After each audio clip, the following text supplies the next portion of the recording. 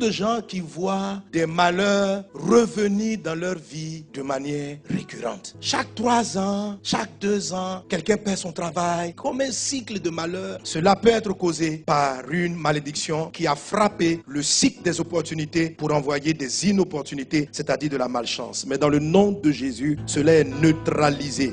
Il y a un frère qui est venu rendre ce témoignage, on a prié Dieu à neutraliser. Il a du travail. Dès que sa femme tombe enceinte, il perd le travail, la femme perd le bébé. Et cela s'est produit pratiquement 5 fois. Voilà une forme de manifestation, de malédiction qui envoie des malheurs. Ici, le cycle n'est pas un cycle dans le temps, c'est un cycle d'événements. C'est-à-dire chaque fois que certaines circonstances sont produites, il y a un malheur qui arrive. Quelle qu'elle soit, la Bible les présente sous forme de liens. Et dans la parole de Dieu, quand le Seigneur a souhaité briser des liens, le plus souvent, Dieu se présente sous cette expression. Je suis le Dieu riche en bonté, plein de miséricorde. Exode chapitre 33, verset 18. Il a dit, Moïse dit, fais-moi voir ta gloire. L'Éternel répondit, je ferai passer devant toi toute ma bonté et je proclamerai devant toi le nom de l'Éternel. Je fais grâce à qui je fais grâce et miséricorde à qui je fais miséricorde. Et je me suis posé la question, mais Dieu, en ce moment-là, on a besoin de fire, on a besoin de power. Et toi, tu viens dire, je suis la miséricorde. Et l'Esprit m'expliquait pendant que je méditais ce thème, il dit, mon fils, ce qui fait cesser une servitude chronique, quelque chose qui revient, ça s'appelle la miséricorde. Ce qui réactive le cycle des faveurs, c'est la grâce. En fait, la grâce et la miséricorde, c'est pratiquement pareil, mais il y a une nuance importante entre les deux. Dans les deux cas, il s'agit de recevoir quelque chose que tu n'as pas mérité. Amen. Et ça, je dis cela du pasteur Yvan, à qui Dieu lui a expliqué la différence entre les deux, et je bénis Dieu pour cette révélation. La miséricorde, c'est le fait qu'on ne te donne pas la sanction que tu mérites. La grâce, c'est le fait qu'on te donne une faveur que tu ne mérites pas. C'est différent. La miséricorde, tu as commis un délit. Tu mérites d'aller en prison. Si on ne t'amène pas en prison, dans l'absolu, c'est une grâce. Mais dans le fait, c'est plutôt une miséricorde. Par exemple, il y a des personnes, tellement ils ont fumé dans le passé. Là, ils doivent avoir un cancer. Le cancer est légal. La maladie des poumons est légitime. Mais si tu pries pour ta guérison, il ne faut pas dire, Seigneur, fais-moi grâce. Ce n'est pas la grâce dont tu as besoin, c'est de la miséricorde. J'aime bien la façon dont le français peut le décomposer. La miséricorde, c'est-à-dire, alléluia, quand tu es dans la misère, Dieu te donne une corde pour te sortir de la misère. Amen. Mais la miséricorde s'active comment? C'est très simple. Heureux les miséricordieux, car ils obtiendront miséricorde. Et c'est compliqué. Comment un chrétien annule les inopportunités, les liens cycliques de malheur? C'est le développement de la miséricorde. Lui-même, il doit travailler sa miséricorde. Tu dois être quelqu'un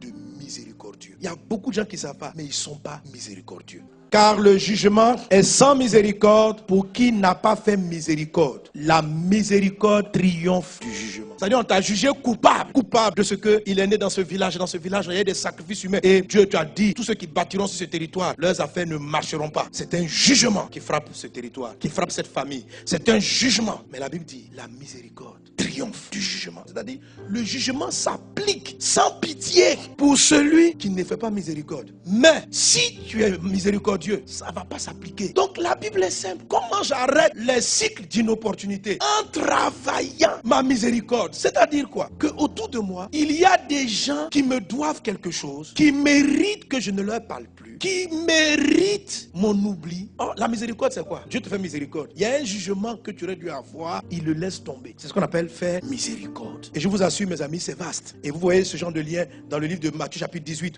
où il est parlé de ce monsieur à qui quelqu'un lui devait 100 deniers. Lui-même, il devait 10 000 à son patron. Il va le voir. Patron, je ne peux pas payer. Son patron dit, je laisse tomber. Dès qu'il sort de la maison, il voit quelqu'un qui lui doit 100. Dis-toi, paye. Le gars dit, je ne peux pas. En prison, jusqu'à ce que tu payes. La Bible dit, quand le roi a appris cela, il a fait appeler. Il dit, toi aussi, tu ne vas plus sortir jusqu'à ce que tu aies payé.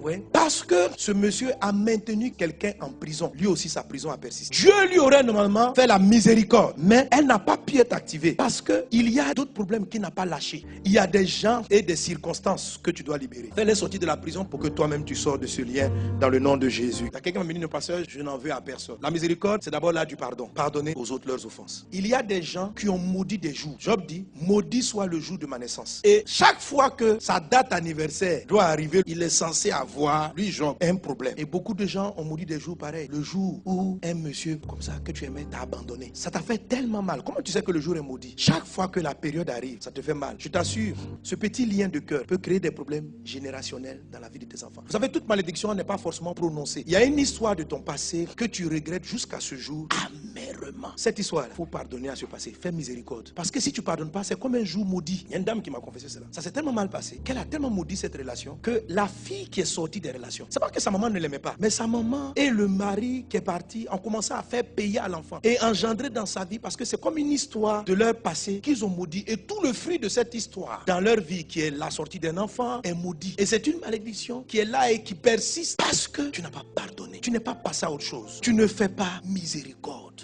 Ce que je suis en train de vouloir dire, tout ce qui te fait mal et qui s'est passé, ça doit arrêter de te faire mal aujourd'hui. Tant que la chose va continuer à te faire mal. Si quelqu'un te doit de l'argent, il y a deux façons. Quand il y a des gens qui sont pas à côté, disent non, parce que le gars doit payer. Généralement, pour qu'on puisse annuler, il faut que la personne se répente. Par exemple, le monsieur là, il a demandé pardon au roi. Pardon, je ne peux pas rendre. Et puis il dit, je te fais faveur. Ok? Mais si quelqu'un, par exemple, ne se répand pas, tu ne peux pas exactement maintenant relâcher la dette. C'est pas la dette qui est le problème. Ce qu'on appelle la miséricorde, c'est le sentiment que tu as vis-à-vis de l'auteur de la dette. La miséricorde touche le sentiment. C'est-à-dire, quand tu le vois, tu es énervé et tu lui en veux. Ça, là, c'est ce qui va te lier et va entraîner un cycle. Alors, si quelqu'un t'a pris de l'argent et t'a escroqué, que tu n'as pas pardonné, on t'escroquera de manière cyclique. Laisse-le partir. Oublie ce passé. Pardonne dans ton cœur. Il faut pardonner. Même si tu n'as pas demandé pardon, laisse tomber. C'est ce qui fait que Dieu aussi, celui qui fait miséricorde, applique la miséricorde. Vous voulez arrêter les cycles de malheur d'arriver? L'histoire qui t'a marqué négativement, il faut que tu la lâches. La trahison que tu as subie, il faut que tu demandes la grâce de Dieu, que tu revoies le monsieur. Et puis vous riez comme si rien ne s'est passé. Ça va, mon ami. Et ta santé. Parce qu'il t'a promis le mariage et il t'a laissé. Il t'a enceinté, il t'a donné 3 enfants. Pendant ce temps, il avait un autre foyer.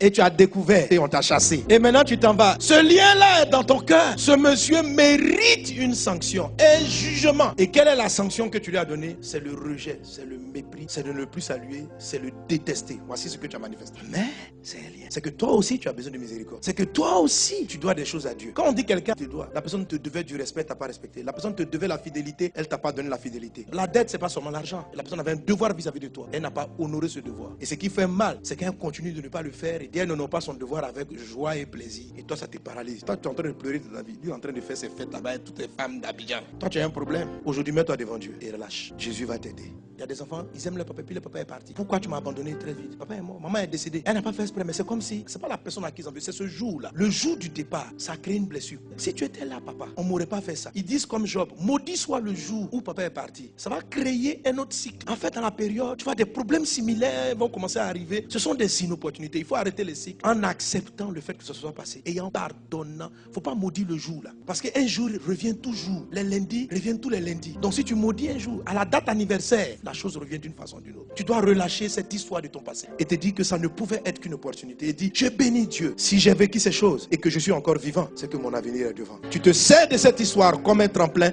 relâche. Dieu fait miséricorde. Heureux les miséricordieux, ils obtiendront miséricorde. Soyez bénis dans le nom de Jésus.